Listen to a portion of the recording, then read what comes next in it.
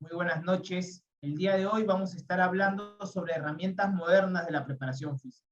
Y como siempre nos gusta aquí en el Instituto Esmeralda, y bueno, para los que se están conectando por primera vez, informarles que siempre antes de empezar planteamos el objetivo del webinar, con la finalidad de que se queden aquellas personas que están verdaderamente interesadas en la clase.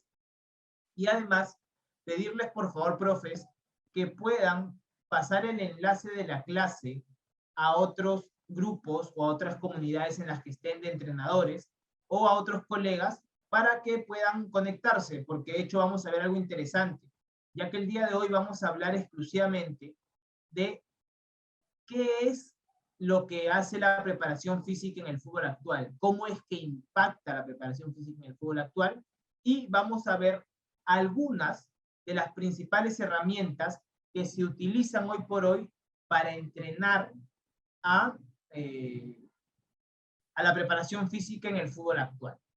Vamos a estar hablando a nivel general, luego un poco de cómo se trabaja en las diferentes edades, y luego vamos a conversar un poco sobre las diferentes herramientas. Me presento para quienes están conectando por primera vez a un curso del instituto o a un webinar. Mi nombre es Daniel Centeno, soy entrenador de fútbol con licencia Conmebol FIFA. En 2013 inscribí a mi propio club en la Federación Peruana de Fútbol, lo fundamos en 2010, y desde el 2013 participamos en lo que es la Copa Perú o la tercera división aquí en Perú. Así que nada, profes, todo esto lo hacemos con el único objetivo de despertar el máximo potencial en cada uno de ustedes como entrenadores de fútbol. Por eso les pedíamos hace rato que puedan compartir el enlace con otros profes, otros colegas, para que ellos puedan también conectarse o en otros grupos donde ustedes puedan estar. Habiendo hecho esta introducción, profes, vamos a empezar ahora sí con lo que es, o con lo que son, perdón, las herramientas modernas de la preparación física. Vamos a empezar con este tema, profe. Te pido, por favor, que Hola Daniel, puedas... Sí, dime. sí, solamente para recordarles a los profes que están conectados ahora mismo que al finalizar hay una sorpresa el día de hoy para todos los que se queden hasta el último de este web. Solamente eso, y ahora mismo ya se va a pasar el enlace para las comunidades, donde bien dicho se pasará lo del análisis de YouTube que se subió y también las diapositivas del día de hoy. Vale, vale, hermano, perfecto, perfecto. Entonces ya ahí tienen información, profes. Quédense hasta el final para que no se pierdan de nada. ¿Ok? Y bien, profes, ahora sí, habiendo dicho todo esto, vamos a empezar con lo que son las herramientas modernas de la preparación física. Aquí te pido, profe, que estés atento al chat, porque quiero empezar haciéndote una pregunta, profe. Quiero empezar pidiéndote que respondas en el chat si es que te parece a ti que la preparación física es importante en el fútbol actual o no te parece importante. Porque de hecho, y es algo de lo que hablábamos en el live, tuvimos una transmisión en vivo hoy en Instagram y hablábamos un poco de lo que es el tema de la preparación mental, la preparación cognitiva y todos esos aspectos. Pero también hablábamos de la preparación física y decíamos que es parte fundamental. Ahí veo que el profe José Tomás nos pone sí, sí es importante, y concordamos nosotros con eso, con que la preparación física es importante en el fútbol actual. Ahí el profe Luis Enrique nos pone claro, profe, muy importante, y se está tomando más en cuenta a los preparadores físicos. Muy cierto, hoy por hoy, como dice el profe Luis Enrique, el preparador físico pasa a tener una figura más relevante dentro del equipo. Ya no solo es el profe que está ahí unos minutos contigo y te trabaja físicamente y listo. Ahora forma parte más relevante del comando técnico, justamente porque ayuda a ver qué jugadores tienen la condición física necesaria para jugar. Para empezar, si un jugador no resiste 90 minutos, no puede llegar a la alta competencia.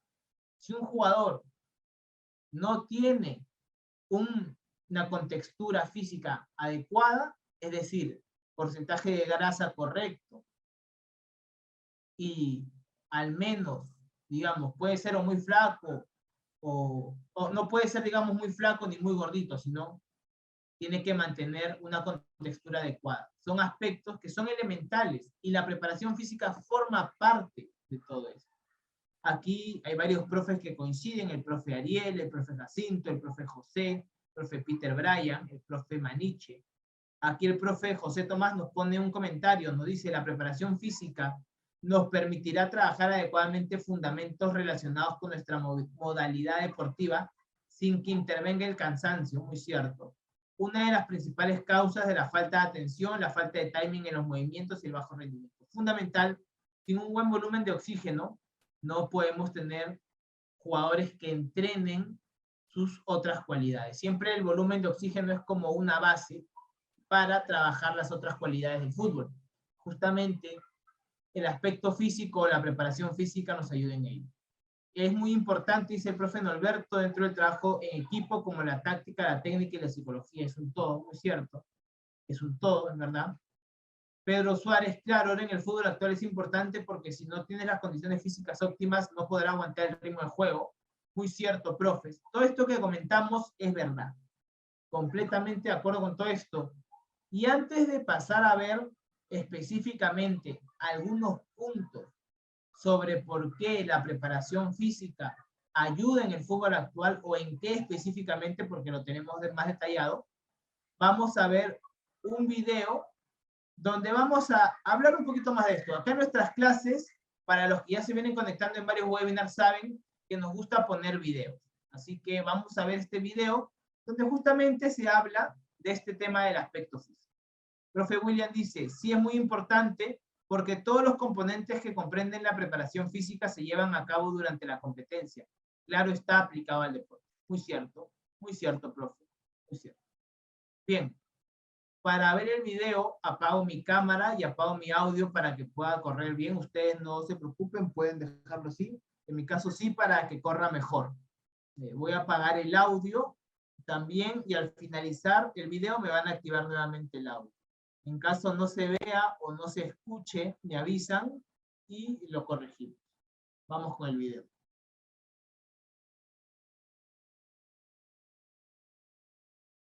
¿Qué pasa si al mejor atleta del mundo, al hombre que corre más rápido que todos, le damos una pelota y lo ponemos en un equipo a jugar al fútbol?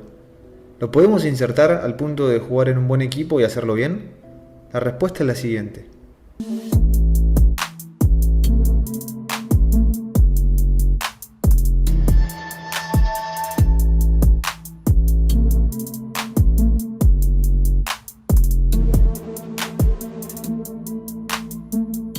A Bolt lo amamos, pero un atleta no puede jugar al fútbol así como así, porque los procesos de entrenamiento tienen que estar siempre contextualizados en el juego. Un juego que jugamos con compañeros, con rivales que también nos sirven de obstáculo y con un elemento externo a nuestro cuerpo que tenemos que dominar. Entonces necesitamos coordinación, motricidad, visión, entre otras cualidades que ni yo ni vos tenemos.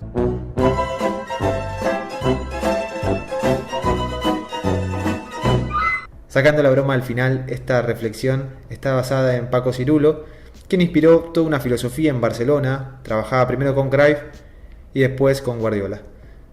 Dice Paco Cirulo específicamente: yo no entiendo una preparación física aislada de lo que es el elemento del fútbol. Todo lo que se haga en la cancha, entendido como preparación física, tiene que ir ligado con el fútbol y con los intereses tácticos y cognitivos.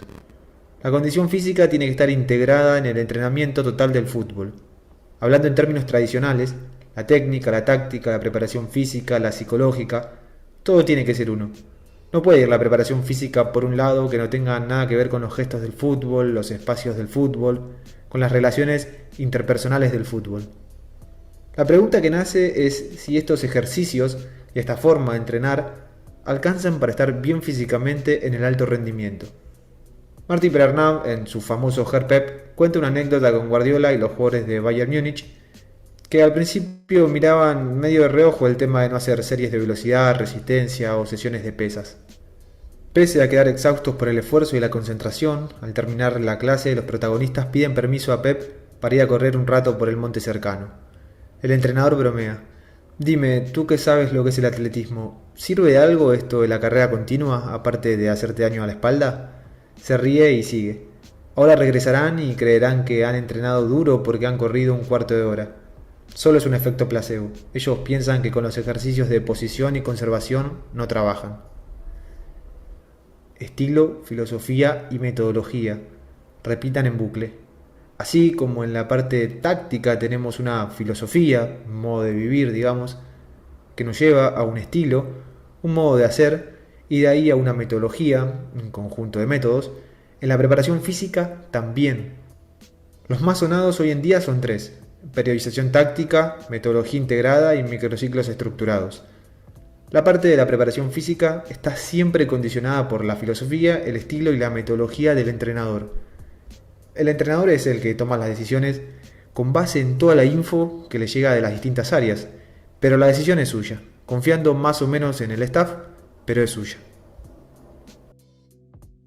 When you speak about I'm manager since 96, but I started at the top level in 1983, and I remember I was manager at the top level.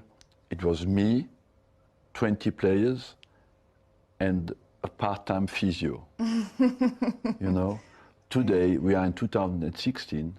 I have a real team around me, a team of assistants, specialists in all kind, statistic analyze, video analyze, scouting, physios, doctors, dietitians. So my job today has of course changed, and I get so much information that the problem of a modern manager is more to select the 3-4 informations about the multitude he gets, who are really significant and important, and say, that is important, I will use that. And so today you're much more in a selection mode and a decision mode. Como en cada debate que damos respecto al fútbol hoy en día, no hay nada nuevo. Esto mínimo ya se habló en los 90. De un lado, los pro ejercicios aeróbicos, pensando que el cuerpo del futbolista tenía que ser más ágil y dinámico, una explosión de velocidad en tramos cortos, etc. Las imágenes que vemos son del Ajax de Van Gaal, que antes de ser oleado en Argentina, ganó todo jugando un hermoso fútbol que tendríamos que analizar.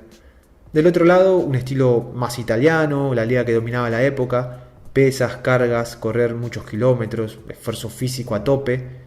¿Cómo queda un cuerpo que desde que tiene 13 años está sujeto a esfuerzos físicos extremos, que no tiene descanso, que no come bien, que se cura mal de las lesiones? Dejo el fútbol y de un día para otro no puedo caminar más, digamos. Yo decidí dejar el fútbol porque estaba cansado de un montón de cosas, y no al mes, a los 2 días yo no podía caminar. ¿Qué tenemos de distinto hoy para poder meter cargas, pesas y demás sin que los jugadores terminen la carrera gateando? Tecnología, muchachos, tenemos tecnología. No le podemos tener miedo, estamos en el 2020. ¿Qué pasa si al mejor atleta...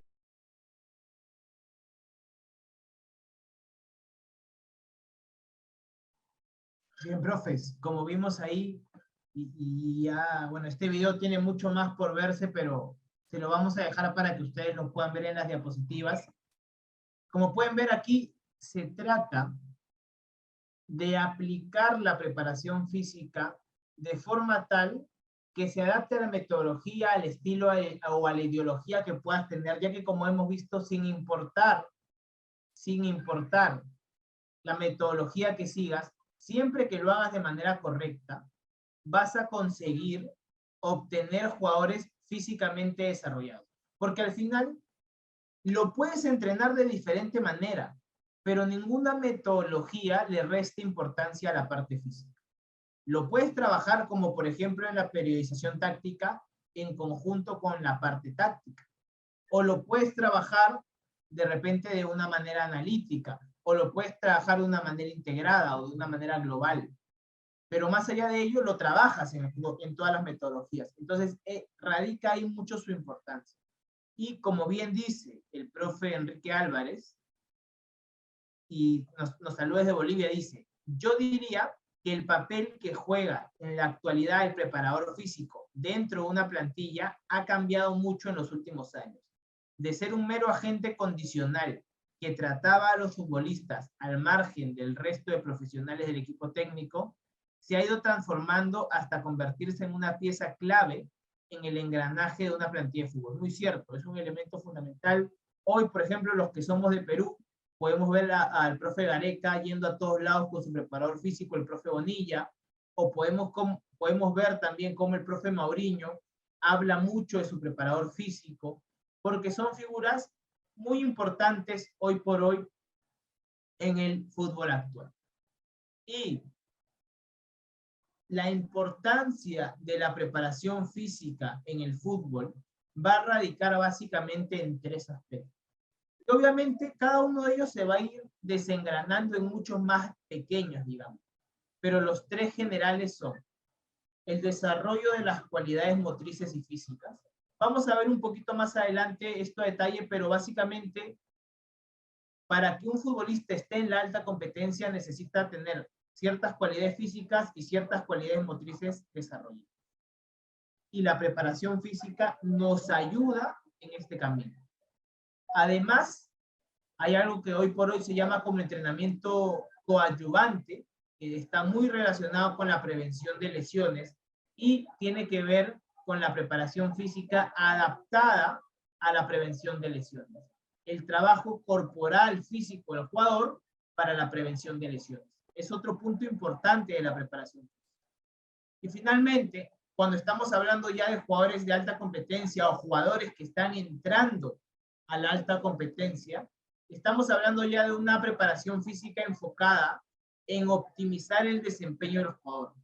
Mejorar su volumen de oxígeno, mejorar su velocidad de carrera, mejorar diversos aspectos más específicos, como por ejemplo la fuerza específica o la fuerza máxima.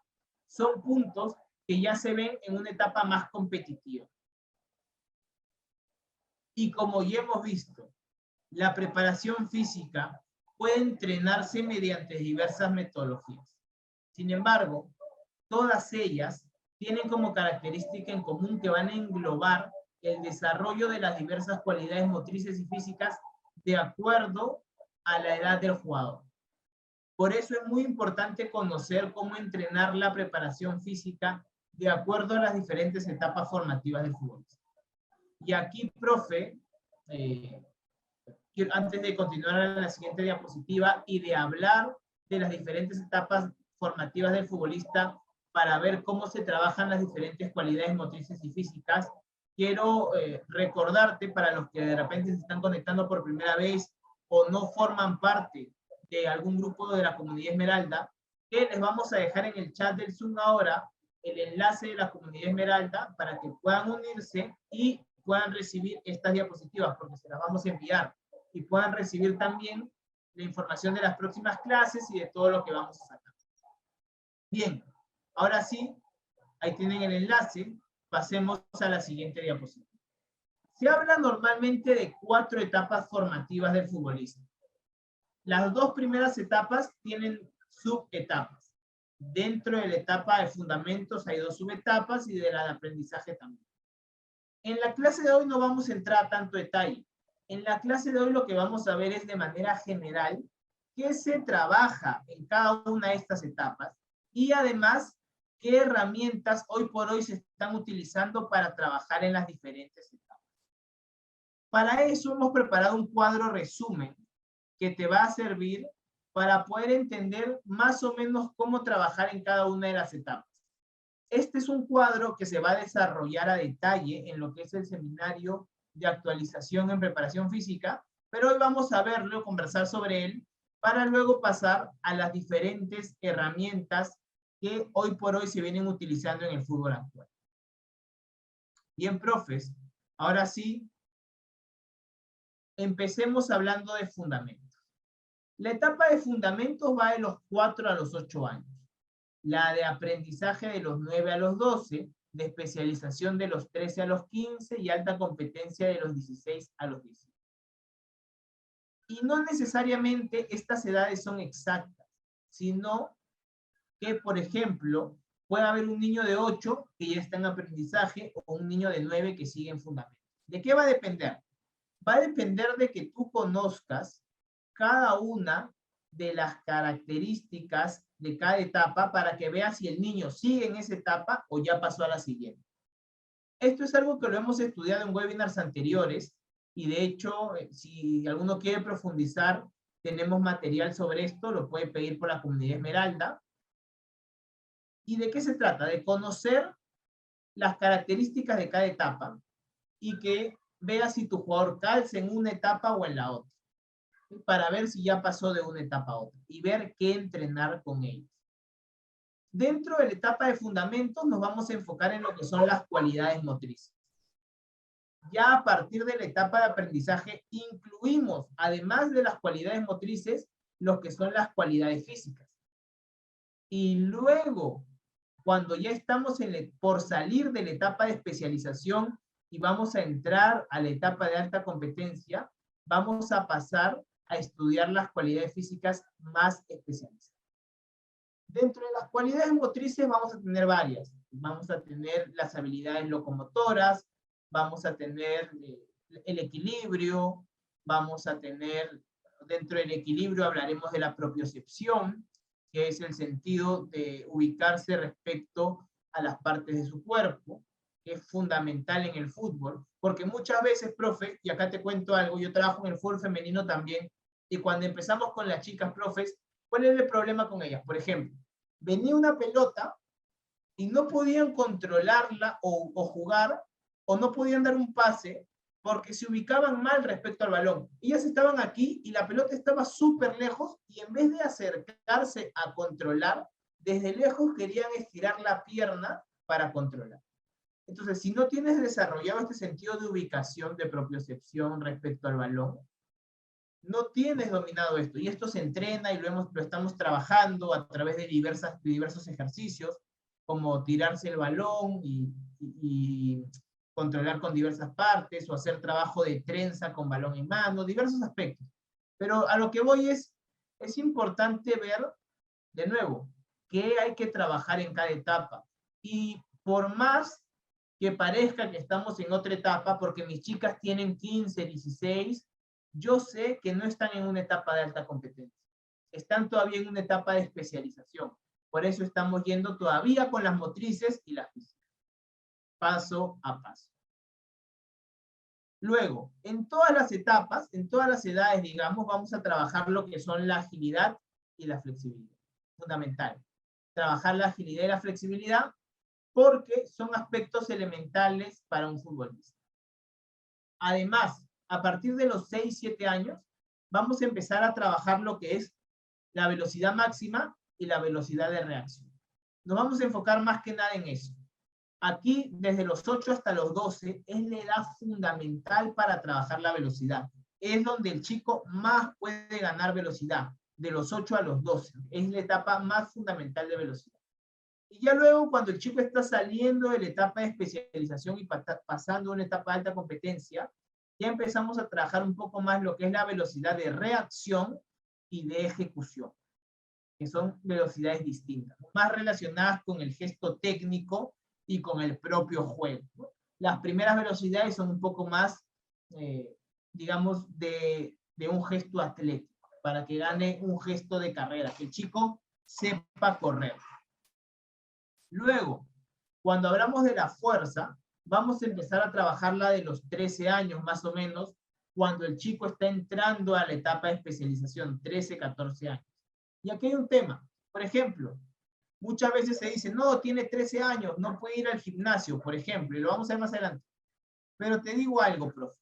Un chico de 14 años, por ejemplo, 14 años, que pesa 60 kilos, que es flaco, a 60 kilos, hace flexiones de pecho o planchas, está cargando por lo menos el 80% de su peso, que vendría a ser algo de 40 a 45 kilos.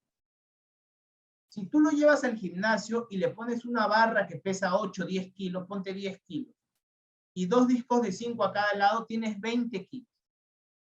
¿Dónde está cargando más el chico? Es cierto, en el trabajo de gimnasio hay que esperar, digamos, que el chico, como te digo, tenga 13, 14, para que no vaya a jugar y no se lesione con el peso externo.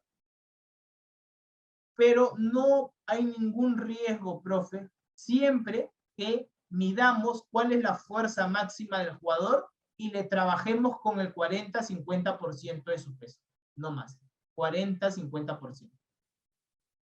Porque si no le calculamos y le vamos a trabajar al champazo, lo vamos a lesionar. Lo vamos a lesionar.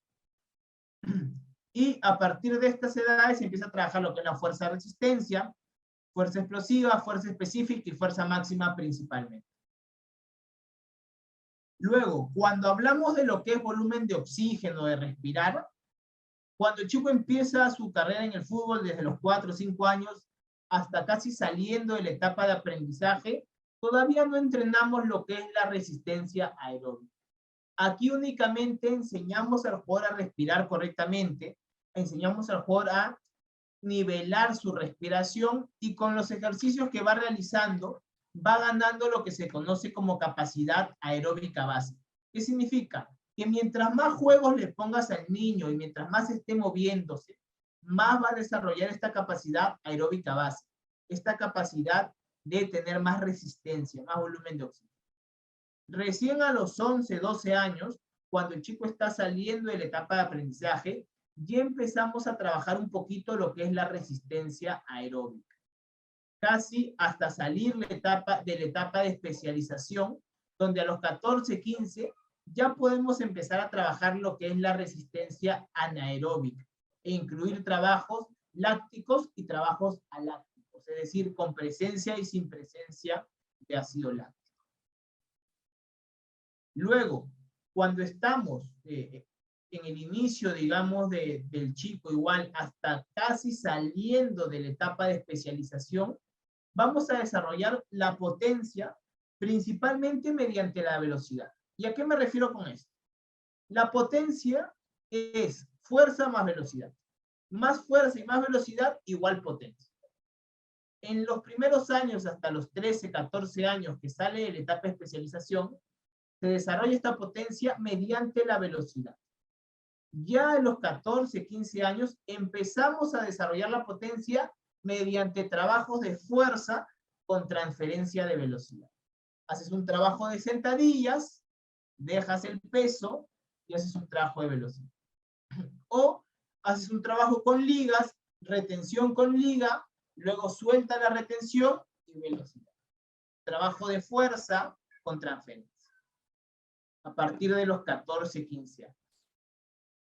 Y luego, cuando estamos en los 4, 5, 6 años, trabajamos únicamente lo que son las habilidades motrices básicas. ¿Okay? El juego, la motricidad, que salte, que acomode bloques, todo esto. Prácticamente es muy poco lo que se trabaja con fútbol. Se tiene la pelota de excusa. Los primeros años es mucho aspecto motriz. ¿Okay? Ya a los 6, 7, 8 años empiezas a meter un poquito de movimientos específicos del deporte. ¿Qué es esto? El pase, la carrera y remato, corro y cabeceo, etc. Ya gestos más específicos, movimientos específicos del deporte. Y para esto se trabaja lo que se conoce como ejercicios conductores. ¿Qué son los ejercicios conductores? Son ejercicios donde primero desarrollas el gesto técnico y luego desarrollas ya el movimiento específico del deporte. Te pongo un ejemplo. Con las chicas teníamos el problema de que no cabeceaban bien. Ponían la cabeza, la pelota venía y les rebotaba. ¿Qué hicimos para entrenar esto? Empezamos primero con un movimiento conductor. Simplemente, sin balón, tenían que hacer el gesto.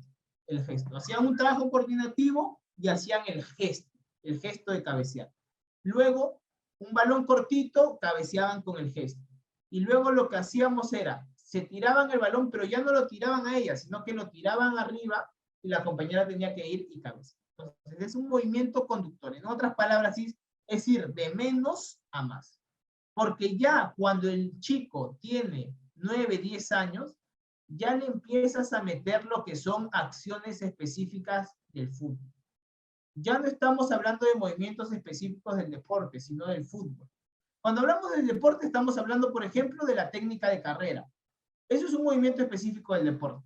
O la técnica del salto, ¿no? Porque hay muchos chicos que saltan y no se impulsan con los brazos, por ejemplo, sino que los tienen aquí encogidos o los ponen mal. Eso es un movimiento específico del deporte. Ya una acción específica del fútbol es, por ejemplo, el dar un pase, el cubrir un balón, ya gestos que se hacen solamente en el fútbol. Entonces, a los 9, 10 años incluimos esto, pero a los 13, 14 ya prácticamente es lo único que trabajamos. Estas acciones específicas del fútbol es prácticamente lo que trabajamos más. Y a través de ellas trabajamos las diversas cualidades físicas. Y esto, profes, es un resumen muy breve de todo lo que es el trabajo de preparación física en las diversas edades. Esto lo vamos a desarrollar a detalle en el seminario, pero ahora tenemos que pasar a ver las diferentes herramientas modernas que podemos aplicar en esta etapa formativa que hemos visto. En todo esto que hemos visto hace un ratito, podemos aplicar estas herramientas. Y hoy por hoy son las que se están aplicando. Estas herramientas son las que hoy por hoy se están aplicando. Invitarte, profe, también a que puedas pasar el enlace a otras comunidades donde estés, a otros grupos donde estés, a otros profes que conozcas, para que podamos ser más. Y si es la primera vez que te unes a un webinar del instituto, ahí te dejamos el enlace de la comunidad Esmeralda para que puedas formar parte de ella, recibir el material que estamos utilizando el día de hoy, lo vamos a regalar, recibir el aviso de las próximas clases y tener ahí todo el contenido. Ahí les estamos dejando también nuestras redes sociales.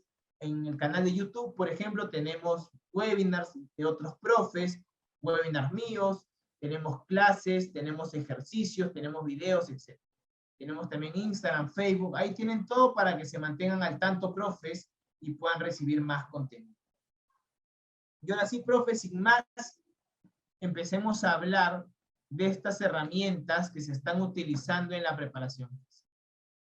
Y no es que sean herramientas, profes, que recién se hayan inventado, ni mucho menos, sino que, como vamos a ver más adelante, son herramientas que finalmente no todos utilizamos y no siempre las utilizamos bien. Entonces, hoy por hoy, el utilizarlas te lleva un paso adelante en la formación de tu equipo. Son la nutrición, la pliometría, el gimnasio, el entrenamiento en playa y las tareas físico-tácticas. 5 elementos que utilizamos con el club, que recomendamos utilizar porque nos vienen dando resultados. Y vamos a hablar un poquito de cada una de ellas. De hecho, en el seminario vamos a profundizar en cada una de ellas, pero ahora vamos a hablar un poco, conversar un poco. Cualquier duda, cualquier consulta la puedes ir poniendo en el chat. Empecemos hablando de la nutrición. La nutrición, profes, básicamente te sirve para optimizar la condición física de un futbolista. Imagínate al futbolista como un carro, ¿ok? Tienes un carro. Si tú le pones gasolina de 85, de 90, de 95, de 98, va a ser diferente. Si le pones GLP, GNB, petróleo, va a ser diferente. Entonces, ¿a qué quiero llegar? Mientras mejor sea la gasolina, mejor funciona el carro, por más que cueste más la gasolina. Lo mismo en la alimentación. Y no quiero decir que cueste más. Lo que quiero decir es que mientras mejor se alimente el jugador, mejor va a funcionar. Es como la gasolina para los carros y el alimento para el futbolista. Un futbolista que no se alimenta bien es un futbolista que no va a tener la condición necesaria para competir en la alta competencia, valga la redundancia, para estar en la alta competencia. Si no hay una buena alimentación, no hay nada. No hay nada. Porque o tienen mucho peso, o tienen poco peso, o no desarrollan masa muscular, porque al final lo que hace la alimentación es optimizar la condición del jugador. Y aquí, ¿a qué nos referimos con optimizar? Nos referimos a lo siguiente. Mejorar la condición física de los jugadores.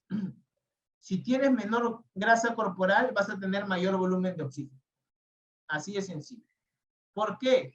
Hay una explicación fisiológica detrás, que tiene que ver con el consumo de hidratos de carbono y de ácidos grasos. Pero en sencillo, si tienes poca grasa o si tienes menos grasa, tienes más volumen de oxígeno. Segundo, hay una mayor predisposición para el aprendizaje futbolístico. Te pongo un ejemplo.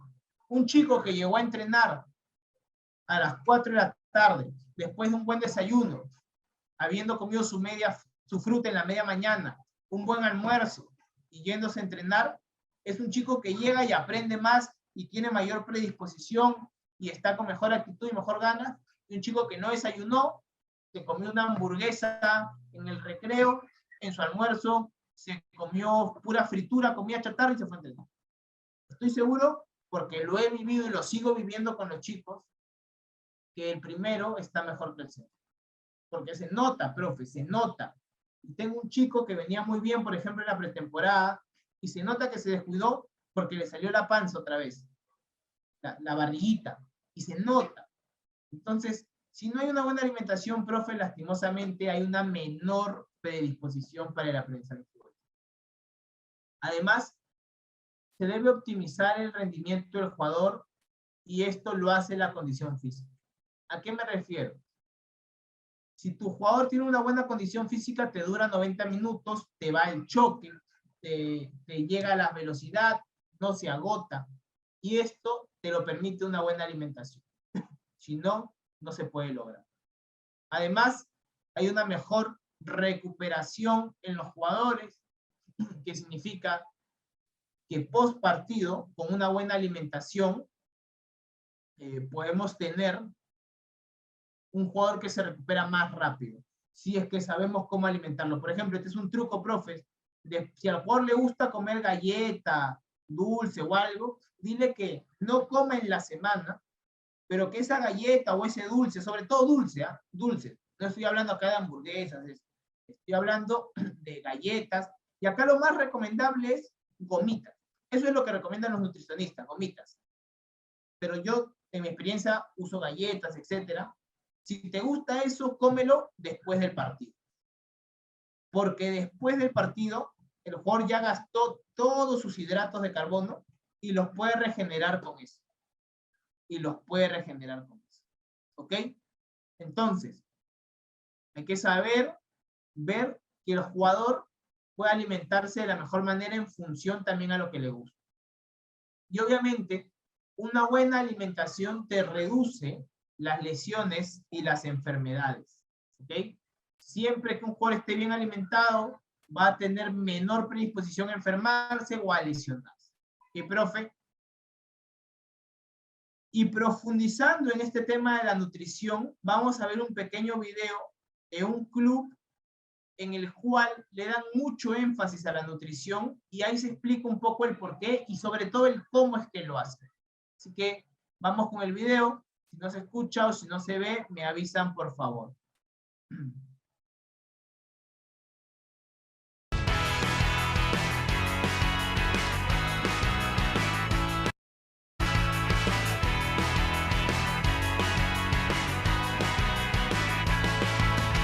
Para nosotros ha sido fundamental el análisis de la composición corporal. Hemos evaluado a los chicos desde los 10 años hasta los 19, pero haciendo gran hincapié en el desarrollo de hábitos alimentarios y apurando el tranco en los últimos 4 años desde la 15 hasta la 19. En promedio, la sub-19 aumentó más de 4 kilos de masa muscular desde enero hasta el que terminó el campeonato. No solo de la masa muscular, sino también podemos bajar la masa grasa y además intensificar los periodos de entrenamiento con el profesor Fabián y el profesor Fernando. Cuando yo llegué hace un año, nosotros teníamos un promedio en la 19 de masa muscular 30 kilos. Y hoy en día bordeamos el promedio 37-38 kilos de masa muscular en un percentil 50, que es mucho más grande que un promedio. Estamos cerrando un convenio con la Universidad de Valparaíso, donde estamos recibiendo alumnos internos, alumnos de 5º año de nutrición y dietética, que vienen a aportar sus conocimientos. Por lo tanto, ya estamos siendo un centro de formación para futuros profesionales. Nosotros hoy en día nos estamos dedicando no solo a formar futbolistas, sino también formar deportistas. Quien debe saber comer, alimentarse, educado, debe saber hidratarse, saber cuál es su composición corporal, los procesos, los suplementos. Por lo tanto, la ayuda ergogénica también ha sido un punto importante. El nutricionista es parte del equipo de trabajo, entonces no solo es la pauta de alimentación o la evaluación, sino también el liderazgo que uno va logrando o el coach nutricional que va logrando con nuestros jugadores.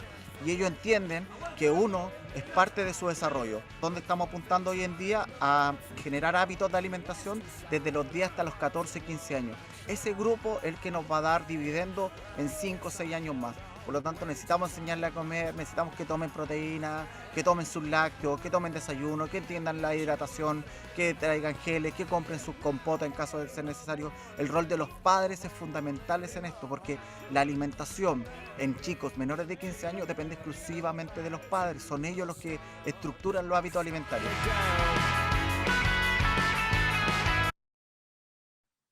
Bien, profes, como pudimos ver ahí, es fundamental la alimentación. Fundamental, y al final este club ya nos está dando una pequeña idea de cómo podemos hacer. Contactar con profesionales, con universidades, con centros de estudios, para que nos puedan brindar charlas o nos puedan asesorar de manera gratuita si es que no tenemos el presupuesto. Algo, por ejemplo, que hicimos con el club, tengo el contacto de una nutricionista que vive en España, con la que hemos tenido algunas clases aquí en el instituto, y le pedí por favor que nos pueda donar una clase para los chicos, para que les ayude un poco a cómo comer mejor, cómo alimentarse mejor, y lo hizo. Y le dimos un certificado del club, y nos apoyó en ese tema, y lo hicimos por Zoom. De igual manera, profes, ustedes pueden pedirlo a otros profes. Y por ejemplo, los profes que están en nuestras clases, si en algún momento quieren que se les dé alguna clase o algo a sus alumnos, también se puede hacer con todo gusto. Por ejemplo, un profe, el profe Ahumada de Nicaragua, nos pidió una vez que habláramos con sus chicos, que los motivemos un poco porque tenían un torneo, y hablamos con ellos y les dimos algunos consejos de alimentación, etcétera, totalmente gratis. Entonces, estamos así para ayudar, profes, y así como nosotros hay varios. Entonces, aquí, más que poner excusas de no, yo no puedo trabajar la nutrición porque no tengo, no hay nutricionista, es ver la manera de poder trabajarla. Por ejemplo, en el seminario se va a enseñar de qué manera elaborar a grosso modo un plan nutricional para los jugadores. Entonces, de esa manera vas a poder, si te metes al seminario, por ejemplo, vas a poder aprender cómo guiar en la alimentación de tu jugador, que es muy, muy importante. Y bien, habiendo hablado de la nutrición, como les dije, de manera general, vamos a pasar ahora a hablar de la siguiente herramienta, que también es muy importante, que es la pliometría. La pliometría, básicamente, es el entrenamiento que se fundamenta en mejorar dos acciones musculares básicas. La contracción excéntrica, que se conoce como alargamiento muscular, y la contracción concéntrica, que se conoce como acortamiento muscular. Y antes de explicar en qué beneficia y para qué es bueno, quiero explicar mejor qué es la pliometría, porque de repente no se entiende muy bien con este cuadro. La pliometría, profes, es el entrenamiento que se realiza a través de diversos saltos en múltiples superficies. ¿Y por qué dice que se fundamenta en mejorar la acción concéntrica y excéntrica?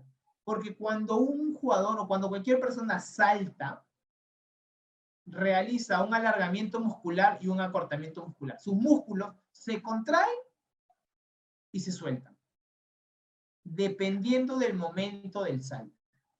¿Y por qué este ejercicio o este tipo de entrenamiento de pliometría, que es diversos saltos, ayuda mucho? Porque la carrera, profes, la velocidad del correr, son saltos pequeños, son mini saltos. La misma acción muscular que se da en un salto, se da al correr. ¿Qué acción muscular? Contracción excéntrica y contracción concéntrica. Lo mismo que pasa en un salto, se da en una velocidad.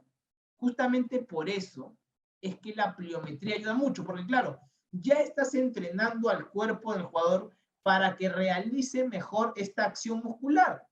Cuando le toque correr, lo que ha demostrado los estudios de esta metodología es que cuando le toque correr, lo hace con mayor velocidad.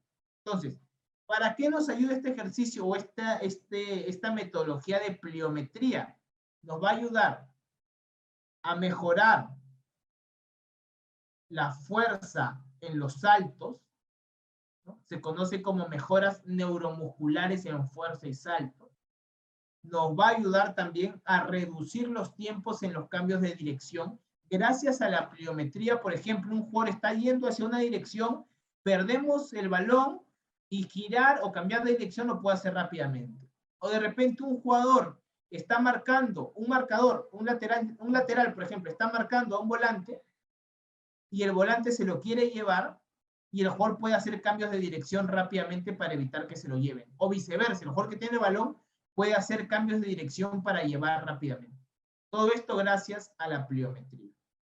También te va a ayudar a mejorar la capacidad de reacción. La pliometría, este ejercicio de salto, ¿no? Por ejemplo, si has visto que se trabaja con cajones y hacer saltos en diversos cajones de diversos tamaños, esto es pliometría. Y te va a ayudar a mejorar también la capacidad de reacción. Además, mejorar el control postural dinámico, que en pocas palabras te ayuda a prevenir lesiones. ¿Qué es esto? Gracias a los diversos saltos vamos mejorando la técnica del salto, vamos mejorando la forma de elevarnos con los brazos, etc. Todo esto, ¿qué va a hacer? Que cuando juegues tengas una mejor técnica al saltar y no te lesiones. Y también al caer, no te lesiones. ¿Cuántas veces hemos visto chicos que caen y se doblan el tobillo? Y esto es porque no tienen un buen control postural dinámico, porque no están acostumbrados a saltar, a este movimiento de contracción y alargamiento muscular. Entonces, si no lo entrenamos, si no mejoramos, no va a poder realizar esto y hay más probabilidades de lesionarse. Y lo mismo con las mejoras cardiovasculares. La pliometría te va a ayudar a mejorar el aspecto cardiovascular, el volumen de oxígeno del jugador. Estos diversos saltos son trabajos también aeróbicos debido al impacto que tienen en la forma, digamos, al impacto que tienen en el jugador. ¿Por qué? Porque está constantemente realizando los saltos de manera continua. Para todo esto es beneficioso la pliometría, ¿ok? Para esto es beneficioso la pliometría. Y obviamente, digamos, no hay mucho tiempo para explayarnos sobre exclusivamente la pliometría, pero es bueno que lo investigues en internet. De hecho, hay bastantes videos en el canal, creo que también hay algunos, sobre cómo entrenar la pliometría. Y bien, pasemos a la siguiente herramienta, profe, y es el gimnasio en el fútbol. ¿En qué te ayuda el gimnasio? ¿En verdad ayuda o no ayuda? Porque eso es un dilema o un debate que se ha hecho mucho. ¿Beneficia o no el gimnasio? Y aquí, profes, lo que te puedo decir es que sí es beneficioso. Sí es necesario, según mi experiencia, según lo que he podido estudiar, e incluso en metodologías como el entrenamiento estructurado, donde supuestamente todo es con balón, hay una parte que se llama entrenamiento coadyuvante, donde se trabaja en gimnasio justamente para ayudar a prevenir lesiones y para, sobre todo, optimizar la condición física del futbolista. Y al igual que la nutrición, el gimnasio tiene el mismo objetivo, optimizar la condición física del futbolista. Ese es su objetivo. Acá no quiere decir que el gimnasio es necesario, digamos, en tu formación a los 10, 11, 12 años, no. Lo que quiere decir es que te optimiza la condición física. Pero si tú quieres llegar a la alta competencia, lo necesitas. Y acá, por ejemplo, le pasó a un chico que se fue a jugar, es un chico que conocí en el colegio, un profe del club que me lo presentó más personalmente, porque solo lo conocía de vista, me lo presentó, y ahora me he enterado que está en Europa en una prueba. ¿Y qué pasa? Que en Europa, el chico debe medir 1,70. Estuvo jugando en la segunda profesional de Honduras. ¿Okay? Ahora ha sido de prueba a la primera división de Europa. No recuerdo qué país. Entonces, allá físicamente le cuesta. ¿Por qué? Porque nunca ha trabajado gimnasio. Cuando iba al gimnasio, disculpen la palabra, hueveaba. Y en Perú huevear significa no hacía nada. O sea, iba, cargaba poquito peso, pocas repeticiones, etc. ¿Y ahora qué dice? Y claro, le cuesta. Y allá recién está entrenando lo que no entrenó aquí en su etapa formativa, porque no le gusta. Entonces, es importante porque optimiza la condición física del futbolista. ¿Quieres llegar a la alta competencia? Necesitas trabajo de gimnasio. Necesitas fortalecerte físicamente. ¿Y para qué te va a beneficiar el gimnasio? ¿O en qué va a beneficiar a tu futbolista? Va a aumentar la fuerza muscular, fundamental, trabajo de gimnasio. Pero ojo, como te decía hace rato, no se trata de ir y meterle peso. Aquí la técnica es lo más importante. Y segundo, la técnica del ejercicio en el gimnasio. Y segundo, que el jugador cargue 40-50% de su peso, no más, de su peso máximo. ¿Cuál es su peso máximo? Depende de cada ejercicio y hay un test que se realiza para saber cuál es la fuerza máxima. ¿Ok? Hay test para conocer la fuerza máxima en diversos grupos musculares. La fuerza máxima del cuádriceps, del glúteo, etc. Y todo eso se hace con test, con diversos tests. Además, el gimnasio te va a ayudar en lo que es la recuperación de lesiones. Una sesión o unas sesiones de gimnasio te ayudan a fortalecer luego de una lesión. Es muy importante. Además, te va a ayudar o con la pérdida de peso o con la ganancia muscular, dependiendo cuál sea el caso, si tenemos un jugador muy flaco o muy subido de peso. Y además, fortalece el core, que es fundamental en el fútbol. El core es todo el cinturón abdominal, que viene a ser el six-pack o el abdomen, el transverso abdominal, los laterales abdominales, o también llamados oblicuos, y la espalda dorsal o espalda baja. ¿Ok? Y todo eso se va a fortalecer en el core, y el core es fundamental para que un futbolista tenga fuerza y pueda cumplir eficientemente dentro del terreno de juego. Y para profundizar un poco más en esto de los beneficios del gimnasio en el futbolista, vamos a ver este video que nos va a hablar justamente sobre esto que hemos venido conversando. Vamos con el video. De igual manera, al terminar, prendo mi cámara y prendo mi audio.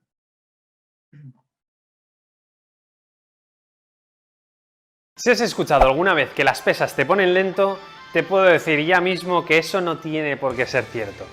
A ver, si haces un entrenamiento típico de culturista, es muy probable que eso ocurra y que te vuelvas un poco más torpe y no te ayuda a progresar como futbolista. Pero la causa del problema no son las pesas en sí, sino cómo las utilizamos. Por eso, en este vídeo te ayudaremos a descubrir las habilidades que puedes desarrollar entrenando con pesas y que mejorarán tu rendimiento en el fútbol. La fuerza es la base de la mayoría de los deportes. Con ella evitarás que te desplacen y tendrás una gran ventaja ante cualquier contrincante. En el fútbol debes ser fuerte pero ligero. Por eso te recomiendo que aprendas a entrenar la fuerza. Una rutina de fuerza contiene movimientos multiarticulares y pocos ejercicios de aislamiento. Por ejemplo, las sentadillas, peso muerto, press militar, remo con barra, dominadas y flexiones trabajan el cuerpo como un conjunto. En cambio, las máquinas no te ayudarán mucho, puesto que la mayoría de movimientos que realizan intentan aislar el músculo, lo cual no es muy eficiente. Tampoco siguen un patrón de movimiento que sea transferible a tu deporte, con lo cual te serán de poca utilidad.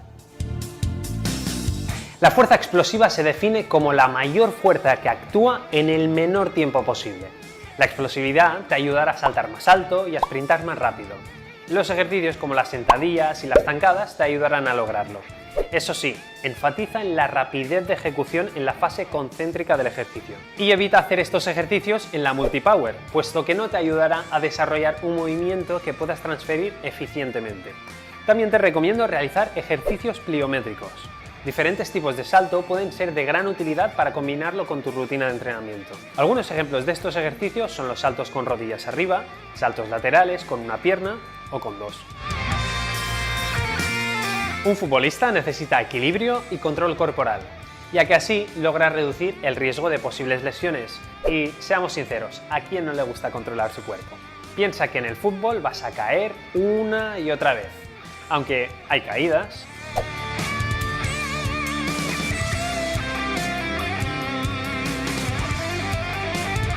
y otro tipo de caídas.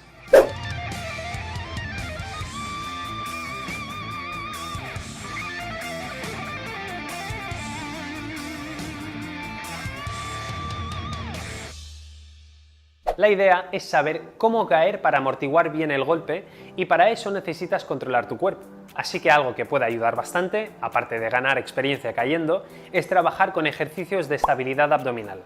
Y cuando hablo de ejercicios de abdominales, no estoy hablando de los típicos encogimientos. Estos no te serán de gran ayuda.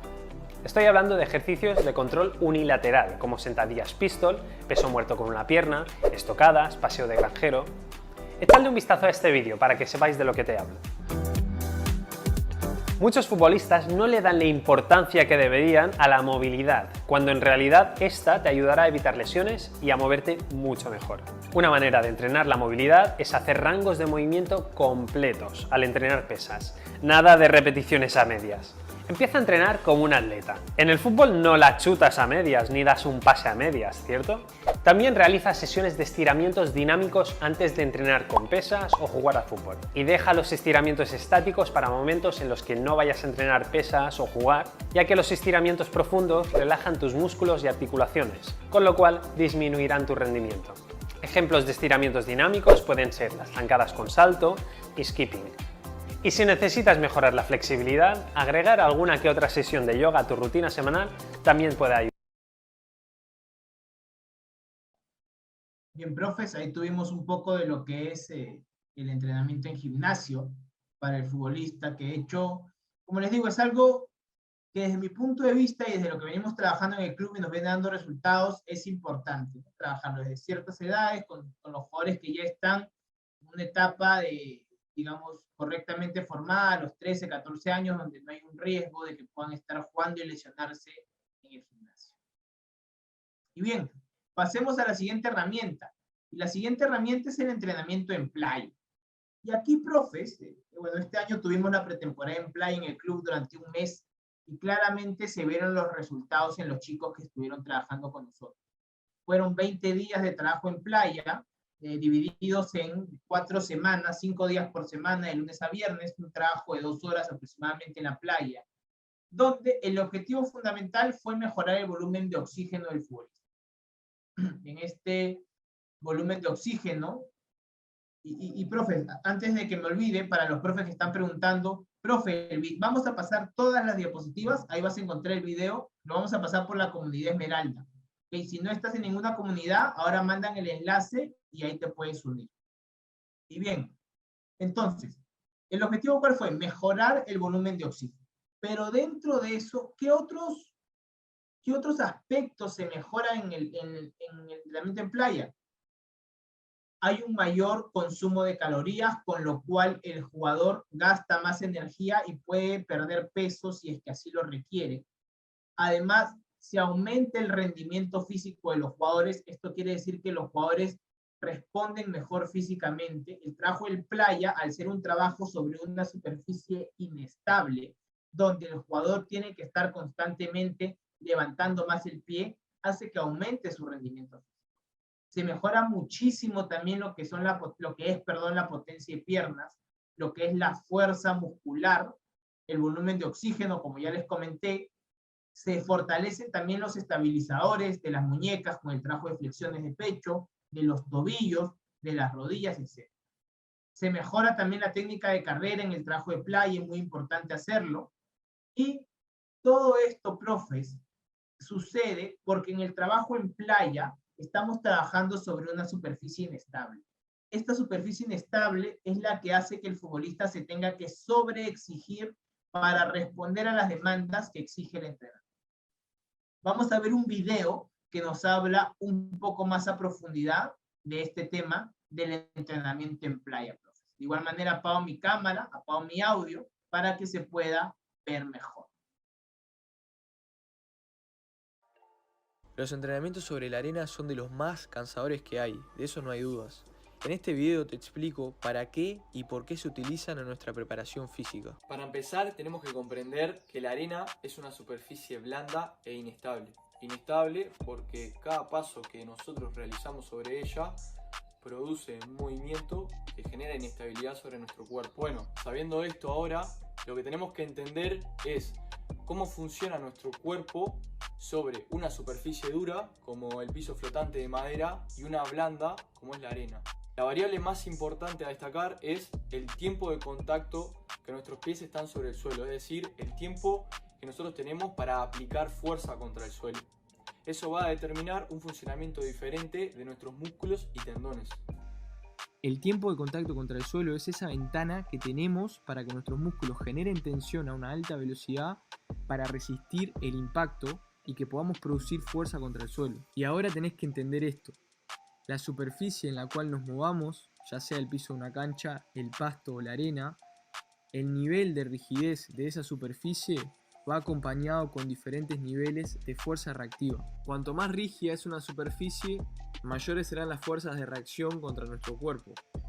¿Y para qué quiero que sepas esto? Para lo siguiente. Cuando te mueves dentro de una cancha, debido al limitado tiempo de contacto y las fuerzas reactivas en las que tenemos que lidiar en cada uno de nuestros apoyos, son los tendones los encargados, los agentes primarios de ayudarnos en nuestro movimiento. ¿Y cómo es eso? Te lo voy a explicar de la siguiente manera. Nuestros músculos, en ese limitado tiempo de contacto, generan una contracción isométrica en el momento del impacto con el suelo. Los músculos se bloquean en una posición para que los tendones se puedan estirar y acumular energía elástica que luego es liberada en la acción posterior. De esa manera nuestros movimientos se ven potenciados, convirtiéndonos en un jugador más explosivo, gracias a un mecanismo del cuerpo que se llama ciclo de estiramiento-acortamiento. Entonces, podríamos categorizar a los movimientos que realizamos dentro de una cancha como movimientos elásticos, por la predominancia y el uso de nuestros tendones. Ahora, conociendo esta información, ¿qué beneficios podemos sacar de los entrenamientos sobre la arena? Lo que tenemos que saber es cómo se comporta el cuerpo sobre esta superficie. Ya sabemos que los tiempos de contacto de nuestros apoyos son mucho más largos que en comparación con los que hacemos dentro de una cancha. Esto se debe a que la superficie es blanda e inestable, y esa inestabilidad produce que a la hora de movernos, varios músculos que envuelven una articulación deban contraerse a la vez para generar estabilidad sobre la estructura. Este fenómeno se conoce como una co-contracción muscular. Al mantener nuestros apoyos más prolongados en el suelo, obliga a que nuestros músculos deban contraerse y generar tensión por más tiempo, apagando nuestro superpoder de acumular energía elástica en nuestros tendones. Eso quiere decir que el ciclo de estiramiento-acortamiento ya no es eficiente. La energía que nosotros acumulamos en nuestros tendones se disipa en forma de calor, porque el tiempo de nuestros apoyos son muy largos. La energía elástica que nosotros acumulamos es energía gratuita que el cuerpo utiliza para moverse. El cuerpo se mueve de una manera más económica, gastando mucho menos calorías. Y esa misma vendría a ser la función que cumplen nuestros tendones. Entonces, conociendo el funcionamiento de estos sobre la arena, podemos decir que son los músculos los encargados principalmente del movimiento. Son los que se llevan todo el trabajo. No hay liberación de energía elástica, o prácticamente muy poca. Y si todavía le sumamos la inestabilidad de la arena, eso obliga a que más musculatura se vea involucrada en estabilizar nuestro cuerpo mientras nos movemos. Por lo tanto, debido al elevado grado de trabajo de nuestros músculos, más cantidad de oxígeno debemos enviarles a ellos para que puedan llevar a cabo cada contracción muscular. Y por eso mismo, si alguna vez has entrenado sobre la arena, podrás haber notado de que te cansás mucho más rápido, por el hecho de que estás activando mucha cantidad de músculos que necesitan oxígeno para poder trabajar. Podemos decir entonces que el esfuerzo percibido ante el trabajo es mucho más alto. Por lo tanto, se convierte en un escenario ideal para trabajar la resistencia. Mejorar tanto nuestra resistencia cardiovascular como nuestra resistencia muscular. Es decir, de aumentar la capacidad de trabajo que nuestros músculos son capaces de tolerar. Los entrenamientos en la arena vienen perfectos cuando estamos en una etapa de acondicionamiento general, donde buscamos reducir nuestro peso corporal y eliminar el tejido graso que se encuentra en exceso, o en casos especiales cuando queremos rehabilitarnos de alguna lesión de algún tejido pasivo, como puede ser un ligamento o un tendón. Al entrenar sobre la arena, esta superficie blanda reduce el impacto, disminuyendo las fuerzas reactivas que interactúan con nuestras articulaciones, y eso ayuda a ir un pasito hacia atrás para que el jugador se pueda rehabilitar. Bien, profes, ahí tuvimos un poco de lo que es el trabajo en arena, en playa. Acá el profe Diego tiene una pregunta, dice, ¿se puede plantear trabajos en arena con chicos de 11 y 12 años? No lo recomiendo, profe.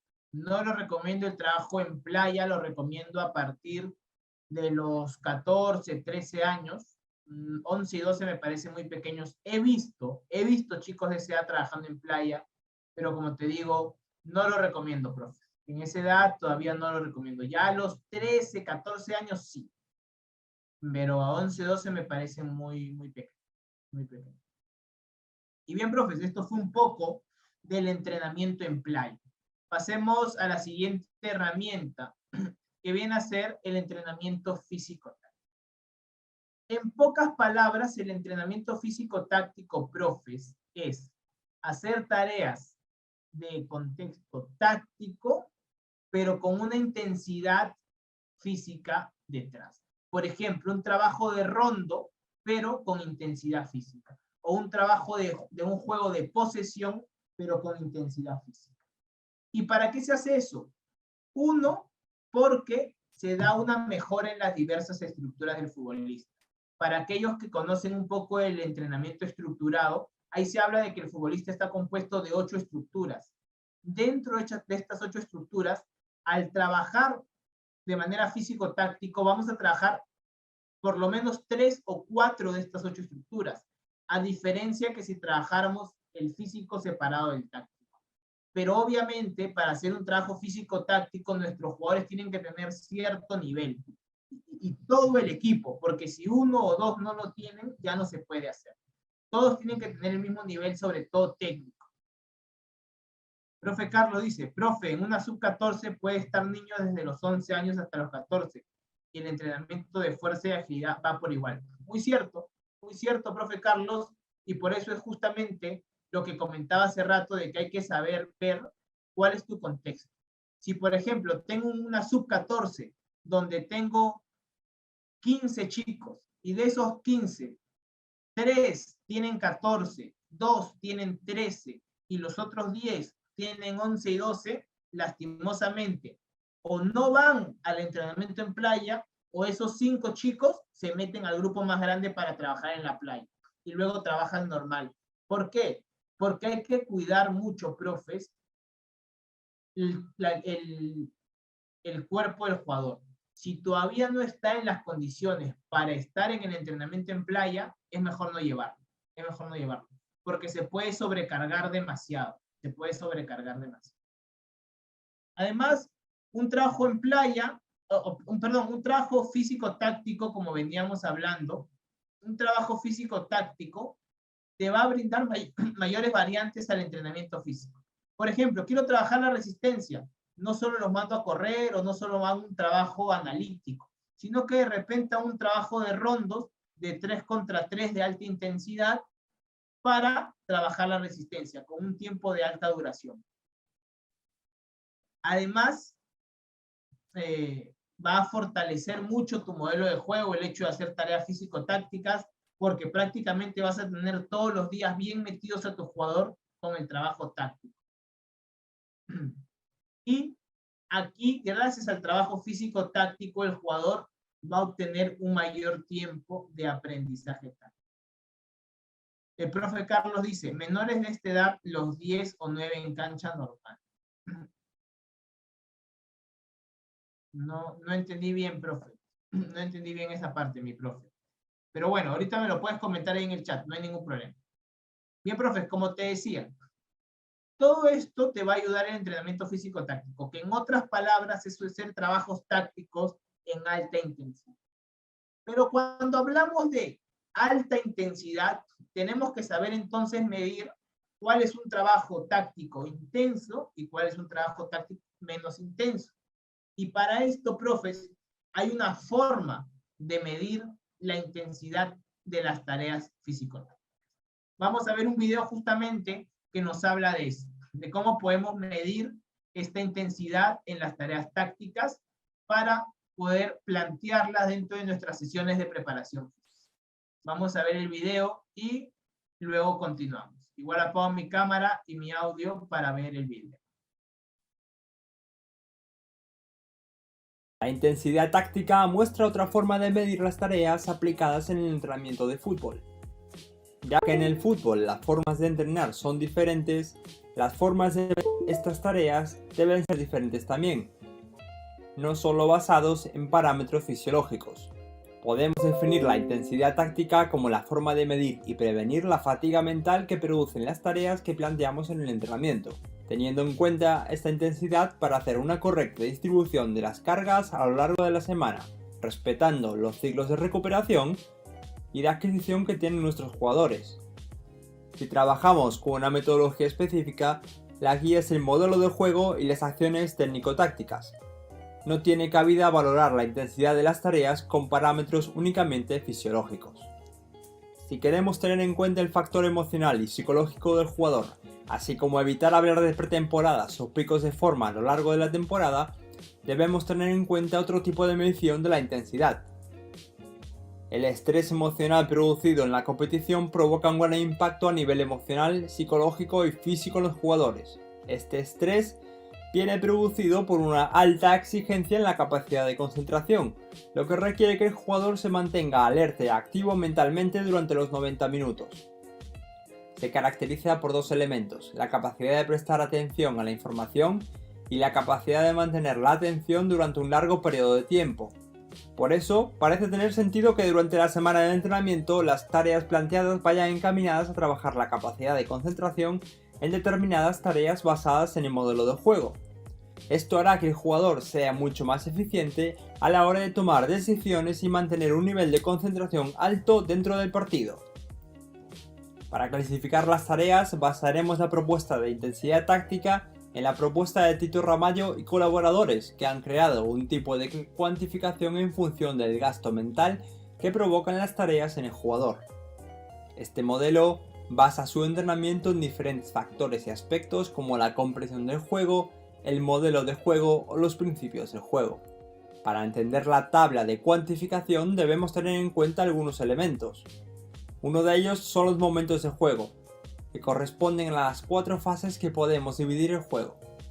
A pesar de que el juego es un todo, podemos identificar 4 fases dentro de este: el ataque organizado, la transición ataque-defensa, la defensa organizada y la transición defensa-ataque.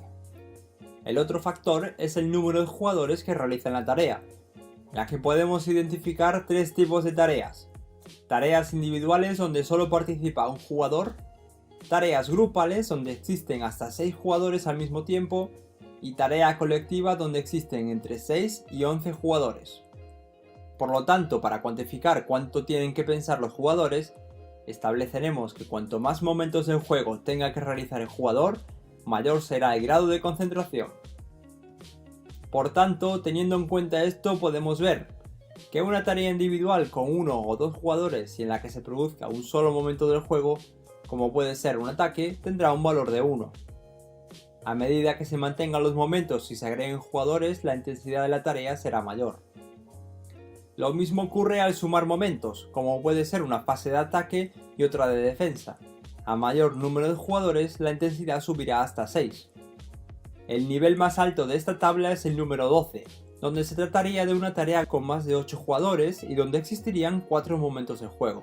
Como ejemplo, podemos ver que una tarea de 2 contra 2 con 2 delanteros y 2 defensas en la que cada jugador solo realiza un solo momento del juego tendrá un nivel de 2, ya que es una tarea grupal con un solo momento de juego.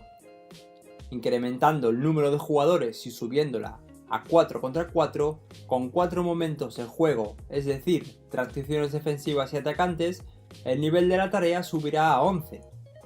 Si esta misma tarea le incrementamos el número de jugadores pasando a 9 contra 9, su nivel de intensidad será máximo, con un nivel de 12.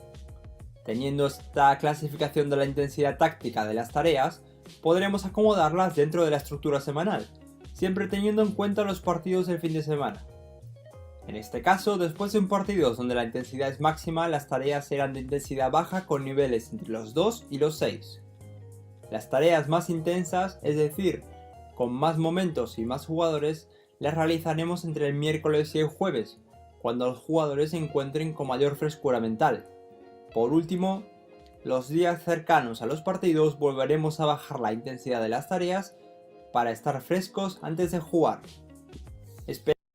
Bien, profes, ahí tuvimos un poco de lo que fue cómo medir esta intensidad, ¿no?, de las tareas tácticas, que al final es necesario, es importante. Y Y bueno, profes, con esto hemos concluido con el webinar del día de hoy.